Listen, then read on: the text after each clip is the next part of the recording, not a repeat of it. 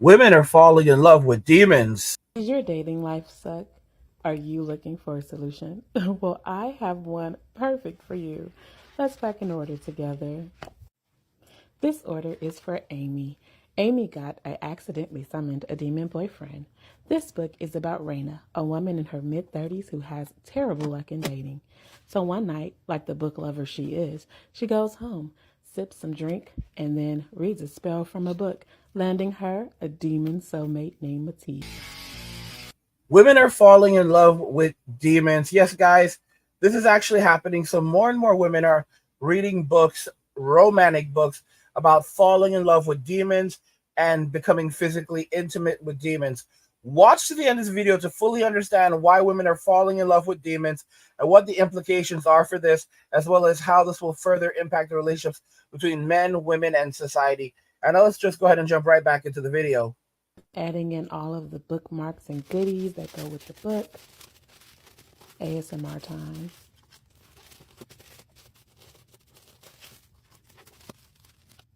Wonderful. And now we do the thank you card. Every order comes with a handwritten thank you note and some good stickers. To my attention that a lot of you haven't read Aurora Asher's books. And if you're a fan of monster romance, specifically demon romances, I really think you should. They are incredible. They're so good. So let's talk about them a bit. Okay, so as of right now, she has 3 books in her Hellbent series, and each book follows a different demon brother. And the first book is called My Funny Demon Valentine, and this book follows Asmodeus, who is the Prince of Hell, and he's over hell. He wants out. He wants to play music, specifically jazz music, and just live a normal, boring life, really. But unfortunately, he can't really leave hell without any consequences. So things definitely follow him, or his enemies definitely follow him out of hell. But he also meets a beautiful violinist, and he really likes her, and she can see through his curse. So that's all I'm going to say about that one. Okay, so the second is My Demon Hunter, and this one follows Mist, who is essentially a hunter, and he was tasked from dragging people back to hell, hunting them and bringing them back. But when he gets a bit of a taste of freedom, he really likes it, and he doesn't really want to do that anymore. He also meets a woman, and he is quite enamored by her. I'm running out of time, so I gotta speed this up. I gotta go. Thirdly, my personal favorite, it is Demon with Benefits.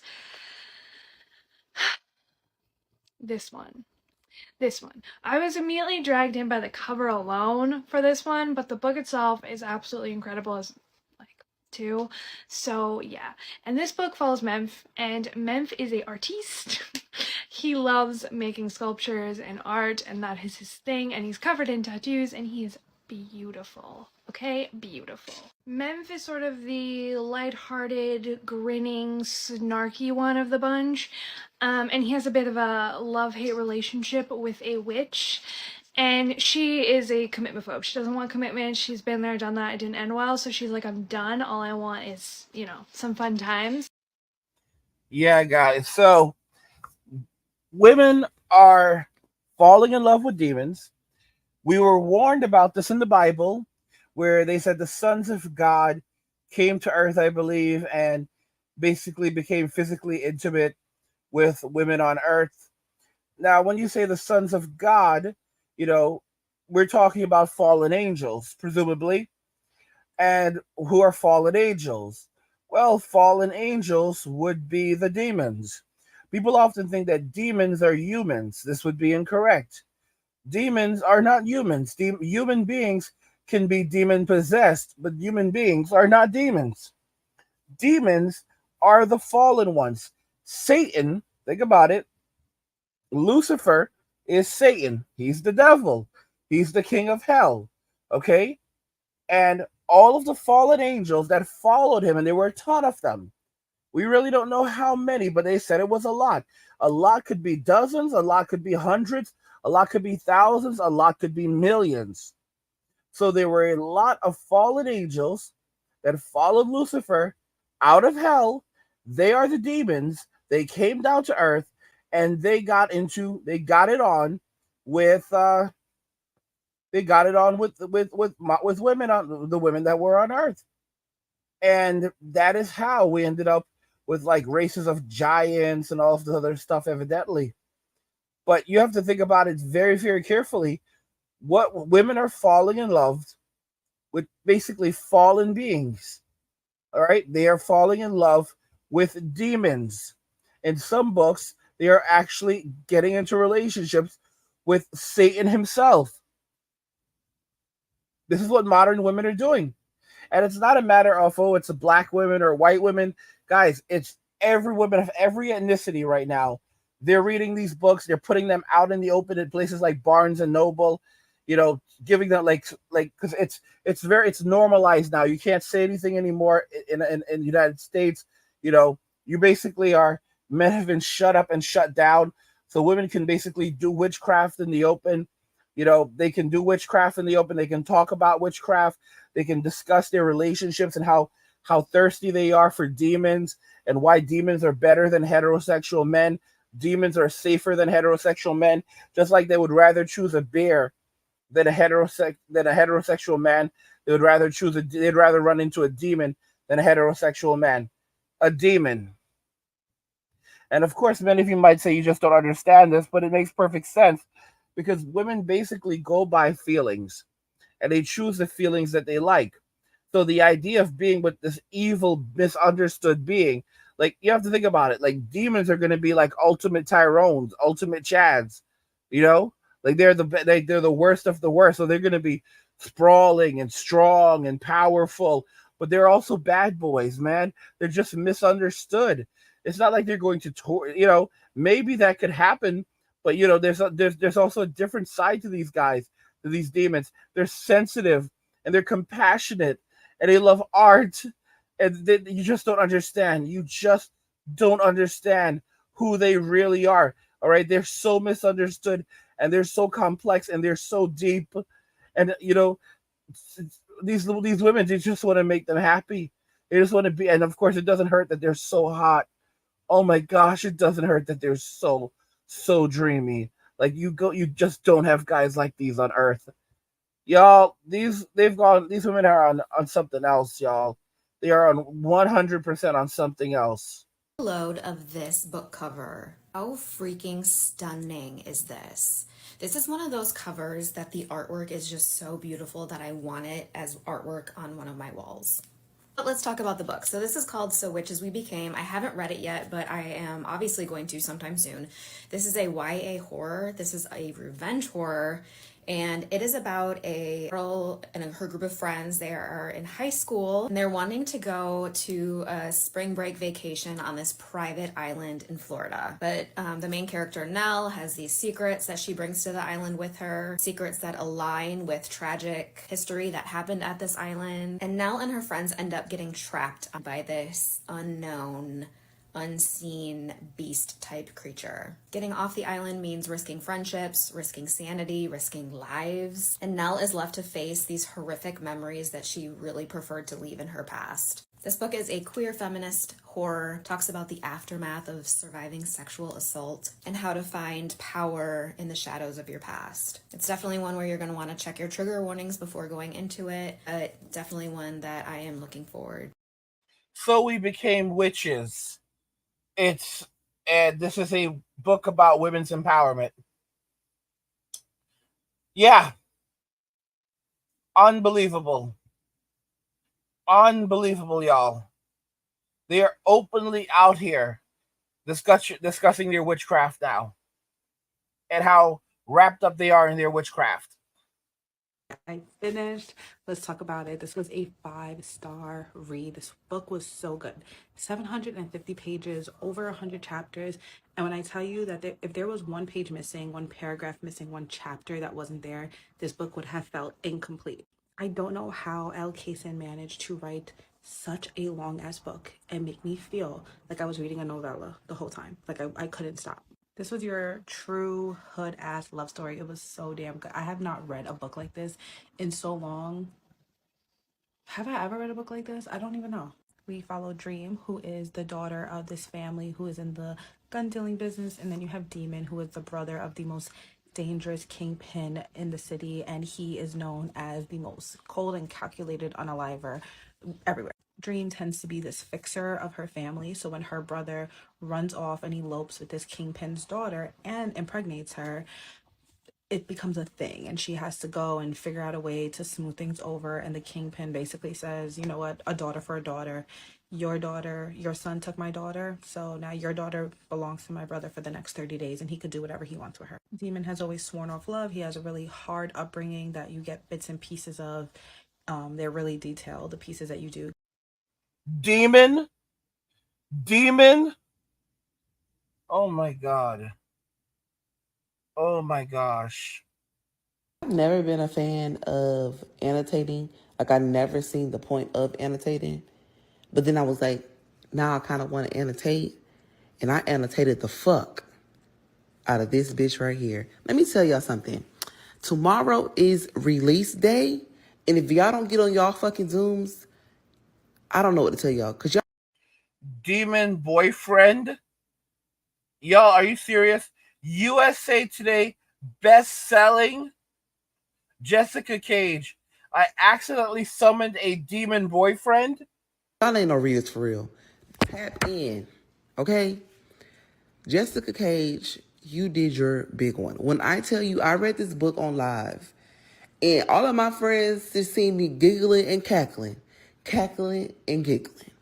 This book is hilarious. I accidentally summoned a demon boyfriend, and it's exactly what it sounds like. This is the monster romance of the fucking year. Our lovely demon MMC in this book, his little friend down below, his Peter Whacker, can do some strange things for a piece of change, okay? That thing can flip it, twirl it, grow, bop it, all type of stuff. Like, geez Louise. He was turning Miss Raina every which away but loose. And her freaky, nasty self ain't know what hit her. Whole time, she didn't even think old dude was real. She thought she was dreaming. So you mean to tell me that's what you be humping in your dreams? I ain't never had no dream like that, but I'm trying to see what that be like. Y'all, this is why you have to love Jesus. I keep telling y'all, stay out of the church.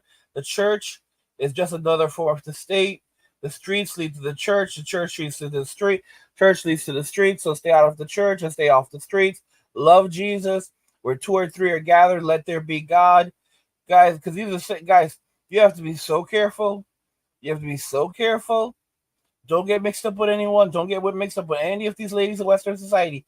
You never know when you're dealing with a witch. Okay, guys? Like, you do not know when you're dealing with a witch. Like, it is such it's so ingrained in Western society right now that so many women now are practicing witchcraft and are literally getting into relationships with demons. There's this thing called demon nodding, and I was like really shocked when I heard about it. It's sick, and basically demon nodding is, I had to go in because I tried to pull up some information to really bring it up. Demon nodding, kinky fantasy. If you venture into the realms of paranormal romance and erotic fantasy, you might stumble upon tales where demons or other supernatural beings engage in activities that might involve, let's call it, intimate knotting. Y'all, This isn't your grandma's romance novel. We're talking about stories where the supernatural gets quite physical, often involving elements of possession, dominance, and yes, knotting, which in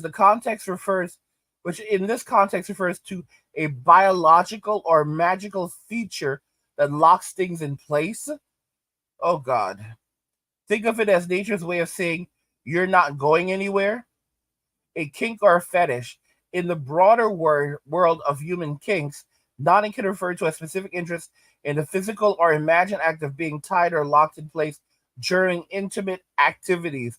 When you add demon to it, it's like seasoning your kink with a dash of the occult or the fantastical. It's not just any knot, it's a demon knot, implying something more intense, perhaps with a touch of the supernatural. Jesus help us. A mischievous misinterpretation. There's a chance someone might have mixed up their knots. In a less spicy context, demon knotting could be a playful or misunderstanding term for someone who's exceptionally good or bad at tying knots. Okay, so there are various definitions, but what it's referring to the demonic literature section. It's basically a knot with a demon. So basically, they're tying themselves to a demon. From the information available, it seems most likely that demon knotting leans towards the first two interpretations, especially in the realm of fiction or very specific adult interest. But remember, humans with your vast array of interests sometimes take the simplest things and make them less, let's say, not only complicated. This is just sick, y'all. This is just sick. All right.